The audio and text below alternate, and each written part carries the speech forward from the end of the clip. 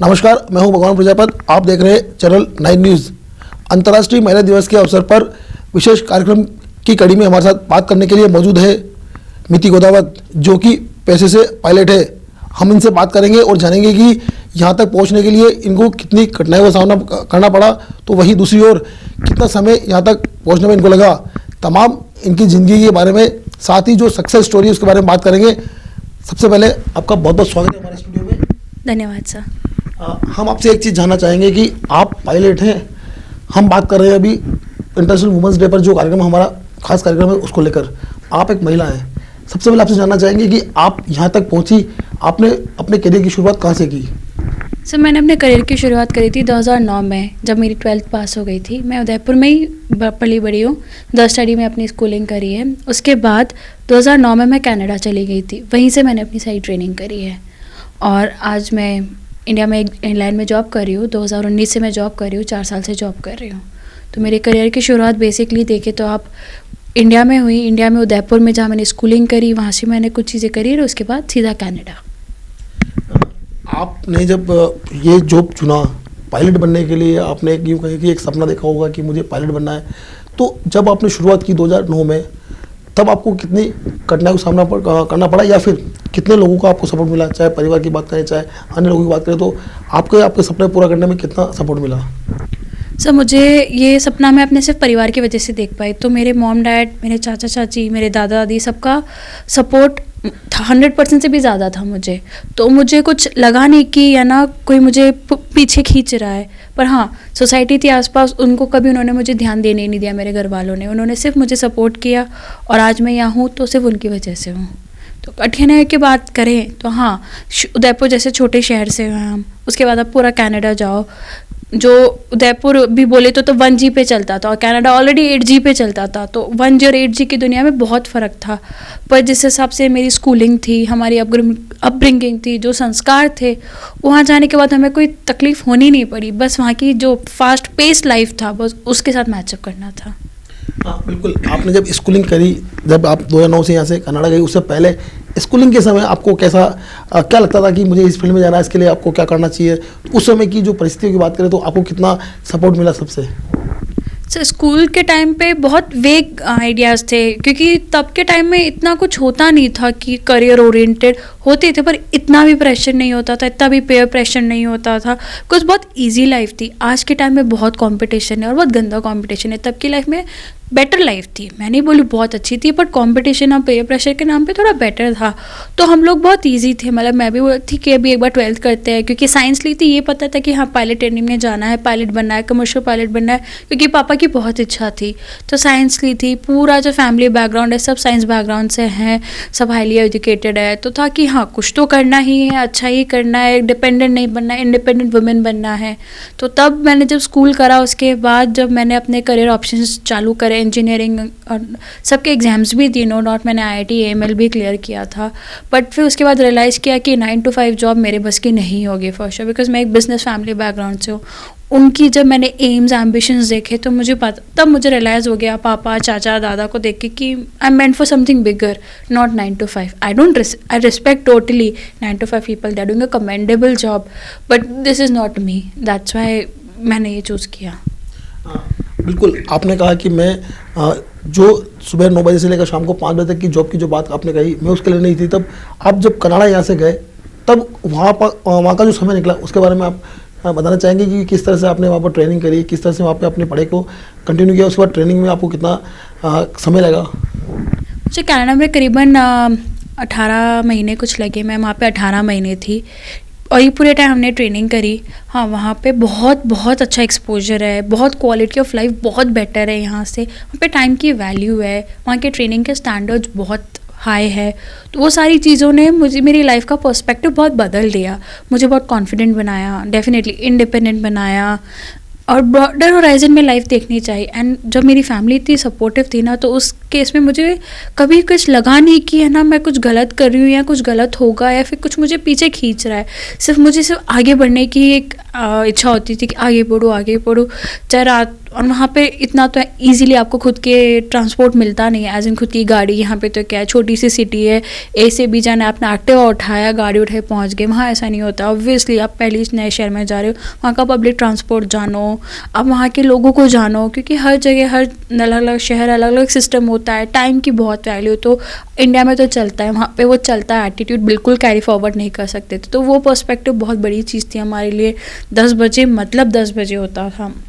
तो ये सारे जो चेंजेस थे ये अडेप्ट करे मैंने, और फिर इन सबको वहाँ पे अप्लाई किया ना, तो लाइफ बहुत बेटर हो गई थी वहाँ पे।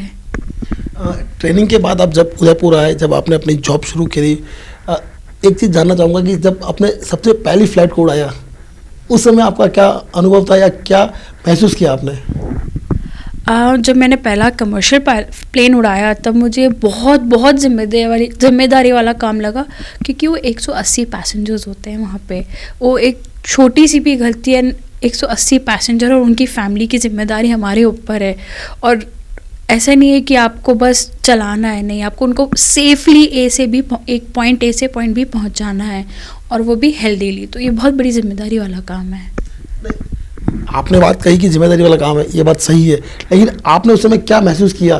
क्योंकि पहली बार आपने जब ये बात कही कि कॉमर्शियल प्लेन आपने उड़ाया, तब आपने कैसा महसूस किया? मैंने बहुत ऑब्वियसली हैप्पीनेस, एक्साइटमेंट तो एक लेवल पे होती ही होती है, बट उससे ज़्यादा मैंने रिस्पॉन्सिबल फील किया, और बहुत मतलब खुद से ज़्यादा मैंने अपनी फैमिली के लिए प्राउड फील किया था कि मैंने उनका सपना पूरा किया, और आज मैं यहाँ हूँ, और आज वो मुझे देख पा रहे हैं कि मैं हाँ एक कमर्शियल पायलट हूँ, एंड मैं with a job I am a commercial pilot and I am flying for an airline. आपने अपने ये बात कही कि आपको पूरे परिवार से पूरा सपोर्ट मिला है, चाहे माता पिता हो, चाहे दादा दादी हो, सबसे जो सपोर्ट मिला। जब आप एक बार इस बात को मैं आपसे जानना चाहूँगा कि जब आप पहली बार फ्लाइट उड़ाकर यहाँ पहुँचे या अपने काम से जब घर लौटे, तब उन्होंने क्या कहा, तब उनकी क्या फीलिंग्स थी? हाँ, देखिए, अब मैं पहली बार उदयपुर तो मैं आई नहीं थी, क्योंकि हमारा यहाँ पे वर्किंग बेस होता ही नहीं है। मैं मेट्रो सिटीज़ में ही रह रखी हूँ। तो हाँ, जब पहली फ़्लाइट उड़ के रात को मैं लैंड करी थी, मिडनाइट, सब घर पे सोए थे, पर हाँ मेरे पापा मेरा वेट ही कर रहे थे कि कब मैं लैंड करूँगी, मैं उन्हें कॉल करूँगी। और उनका पहला सवाल था कि लैंड हो गई सेफली, मतलब मैंने अच्छे से लैंड किया। एंड उनकी ये सवालों में इतनी खुशी थी ना कि मुझे बहुत अचीव्ड फील हुआ लाइफ में कि हाँ मैंने बहुत कुछ कमाया है। मुझे जब तक लैंड हुआ तब तक भी इतना अचीव फील नहीं हुआ जितना पापा के वो खुश भरे जो वर्ड्स थे ना कि हाँ I am very proud of you, अच्छा तूने अच्छे से लैंड कर लिया। उसको जो सुन के जो अचीव फील हुआ ना लाइफ में, वो मैंने कभी तक अचीव फील किया नहीं है लाइफ में। तो बहुत अचीवमेंट वाली फीलिंग थी वो। करीब 4 साल से ज़्यादा समय आपको हो चुका है। 2019 से आप लगातार कॉमर्शियल पायलट हैं। कितना समय आपको इन 4 सालों में बात करें, काउंट करें 4 सालों के, कितना समय आपको हो गया फ्लाइट उड़ाते हुए? या जो इन 4 सालों में आवर्स की बात करें कितना समय हुआ, और अब तक आपने डोमेस्टिक के साथ साथ इंटरनेशनल फ़्लाइट्स में कितना सफ़र किया है? सर, जितनी डोमेस्टिक होती है उतनी इंटरनेशनल होती है, उसका कोई वेरिएशन नहीं होता। तो मेरे पास करीबन 2000 प्लस घंटे हैं कमर्शियली। अब मैं बात करूँ तो उसमें से हो सकते हैं 800-900 घंटे मेरे इंटरनेशनल हो। वो हमारे पास डिस्क्रिमिनेशन नहीं होता है। हमें तो पूरा एक शेड्यूल आता है, हमें वो फॉलो करना है। उस दिन मुझे इस्तांबुल जाना है, या मुझे दुबई जाना है, टर्की जाना है, बस वो मुझे पता है। तो उसका कोई वेरिएशन नहीं होता है कि, या फिर मैं डिफ्रेंशिएट नहीं कर सकती इतना इंटरनेशनल इतना डोमेस्टिक। नहीं, मैं अपनी ड्यूटी पर जाती हूँ, चाहे मुझे वो पॉइंट ए इंडिया में हो, चाहे वो पॉइंट बी इंटरनेशनल हो, वो हमें डिफ्रेंशिएशन नहीं होता है। आप उदयपुर से हैं, बेसिकली आपने सारी पढ़ाई यहाँ से करी, आपका जन्म स्थान भी यही है। यहाँ की स्थिति के बारे में बात करें तो अभी भी कहीं ना कहीं महिलाओं में वो झिझक है, या यूँ कहें कि बहुत कम महिलाएं, कुछ प्रतिशत महिलाएं अपने घर से बाहर निकल कर बाहर आती है, अन्यथा अपने घर में नहीं पसंद करती है, यूँ कहें कि उन पर दबाव है। तो आप उनके लिए क्या कहना चाहेंगी? क्योंकि अब धीरे धीरे उदयपुर शहर भी बढ़ रहा है, आसपास का जो क्षेत्र है वो भी डेवलप हो रहा है, तो आप उनके लिए क्या कहना चाहेंगी? सर, मैं तो ये कहना चाहूँगी कि आप देखो, सपोर्ट करने वाले एक होते हैं, नेगेटिव सपोर्ट करने वाले 10 होते हैं।